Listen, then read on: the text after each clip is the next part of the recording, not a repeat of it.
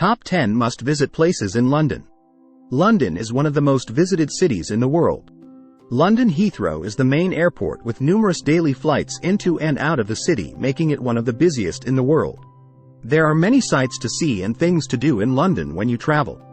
Being a popular tourist destination, it receives many tourists, so be sure to purchase your tickets early to avoid long lines.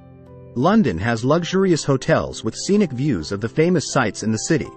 When touring the city, some prefer to go on guided tours or hire a car and drive themselves around. Planning a trip can be stressful, so I've made a list of the 10 must-see places in London. 1. The London Eye. Also called the Millennium Wheel, the London Eye is located on the south bank of River Thames in London. The cantilevered observation wheel is the tallest in Europe and fourth tallest in the world.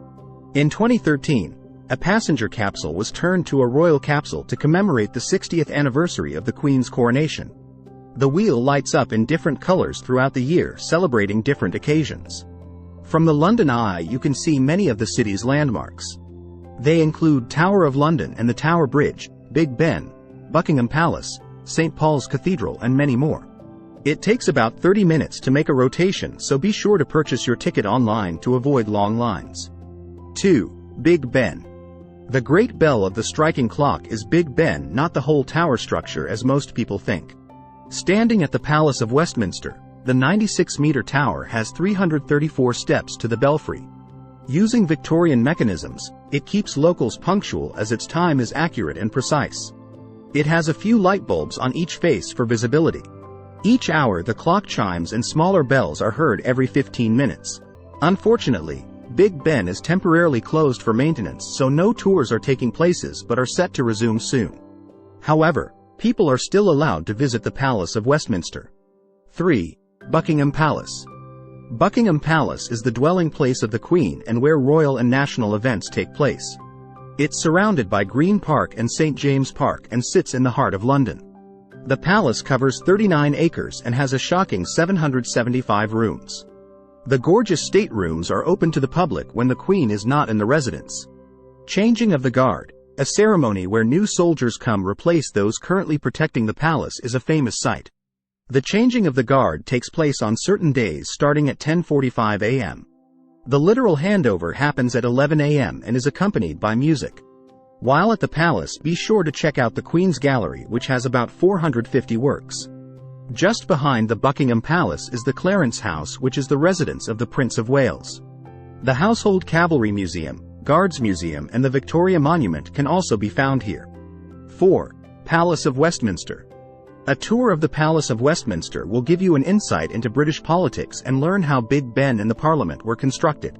A copy of the Magna Carta and numerous royal and parliamentarian portraits are part of the vast historical art and cultural collections displayed in the palace. During construction, the House of Lords went over budget, and its very lavish decoration is proof.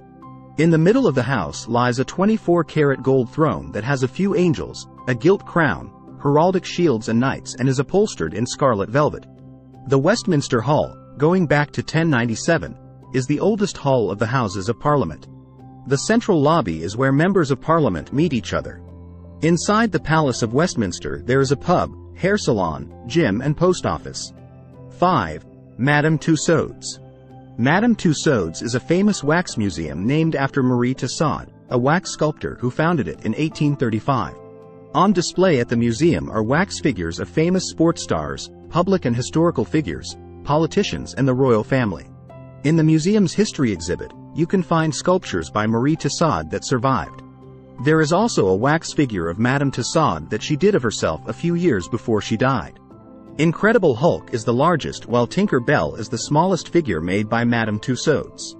Inside the museum there are a bunch of things to do, from strutting down the catwalk, riding the Spirit of London ride, or going for the Star Wars experience. 6. Tower Bridge. Most people incorrectly think this is the London Bridge. Further down the river is where we find the London Bridge. Bascules is the name of the two levered sections in the central span, and each weighs 1,100 tons.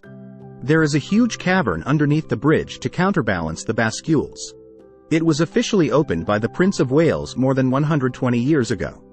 Tower Bridge gets its name from the Tower of London, which is on one side of the bridge, and it influenced the final design of the bridge. The bridge usually opens once a day to allow boats to go through, but you'll need to book in advance. Things you can do at the Tower Bridge include enjoying the breathtaking view of London as seen from the bridge. You will also experience the high-level walkway, glass floors, and visit the engine rooms. Be sure to check the times you can visit, then get a ticket. 7. St. Paul's Cathedral. St. Paul's Cathedral is an Anglican church built between 1675 and 1711. It has one of the biggest domes in the world, and there we find the Whispering Gallery. The Whispering Gallery is a famous sight in the building due to how well sound travels in it. This is attributed to the special way the dome was built. Inside there are different art types representing various time periods and memorials to notable Britons. Sir Christopher Wren, as the architect, got the honor of being the first person to be buried in the tomb. The cathedral has hosted burials and weddings of famous figures. Masses usually take place at St. Paul's, so check out the timings on their website to plan a visit. They also allow sightseeing and guided tours. Tickets can be purchased on their website. 8. Tower of London. Originally built by William the Conqueror in 1066, the tower has been standing for over 900 years. The Tower of London had many roles, including a prison, arsenal, a place of execution, a royal palace, jewel house, royal zoo, fortress, and a jewel house. About 6 ravens are kept at the Tower of London, each with clipped wings to avoid them going too far from home. This is purely due to the superstition that the kingdom will fall if the ravens leave. Things to do in the Tower of London include visiting the jewel house, touring the Royal Mint, seeing the medieval palace, going to the Chapel Royal of St. Peter ad Vincula and Tower Green, where executions took place. Head over to their official website to see their opening times along with ticket prices. 9. Oxford Street. Previously Tyburn Road, is a road in the city of Westminster. It runs from Tottenham Court Road to Marble Arch via Oxford Circus. It has about 300 shops attracting thousands of visitors daily, making it one of the busiest shopping streets in Europe. In some ways, Oxford Street is similar to Champs-Élysées in Paris and Istiklal Caddesi in Istanbul. While on the street, you can dine at fancy restaurants that offer cuisines of different countries like India and Mexico. Anyone who loves fashion will love the street, as it is home to popular clothing stores. The Flying Horse is the only remaining pub on Oxford Street, but don't let this talk you out of visiting. It is a beautiful place to be in. 10. The British Museum. Opened in 1759, the British Museum was the first national museum built, making it the oldest museum in the world now. Electricity was installed in the museum in 1879, and it is among the first buildings in London to have electricity. The British Museum houses over 8 million artifacts from all over the world. Due to the large amount of artifacts collected, the museum had to open London's Natural History Museum that holds natural history specimens. Further, a large amount of manuscripts and books prompted the creation of a new site, the British Library. If you find this video useful, don't forget to like and subscribe to our channel.